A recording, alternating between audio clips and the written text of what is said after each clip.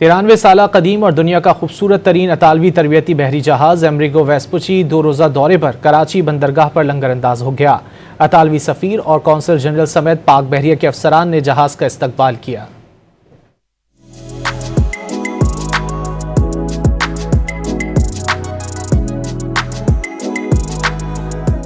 कराची की बंदरगाह पर अतालवी बहरी जहाज लंगर अंदाज हो गया। अतालवी जहाज की कराची आमद वर्ल्ड टूर का हिस्सा है। अमरीगो वेस्पुची को दुनिया के खूबसूरत तरीन बहरी जहाज का दर्जा हासिल है। इस मौके पर अतालवी सफीर मार्लिना आर्मिलीन का कहना था कि दौरे का मकसद जज्बा खैर सगाली और सकाफत को फरोग देना है।